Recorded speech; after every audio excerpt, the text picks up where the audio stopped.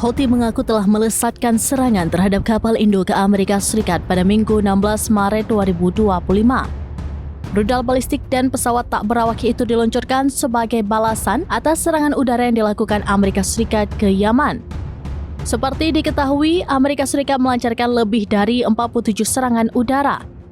Diungkap juru bicara Houthi, Yahya Saree, serangan tersebut menyasar wilayah Sana'a, Sa'ada, Al-Baida, Hajjah, Damar, Marib, dan Provinsi Al-Jauf. Sedikitnya 31 orang dilaporkan tewas dan 101 lainnya terluka. Sebagian besar korban dalam serangan tersebut adalah wanita dan anak-anak. Dikutip dari Anadolu Agency, Houthi pun merespons serangan itu dengan melakukan operasi militer yang menargetkan kapal USS Harry S. Truman.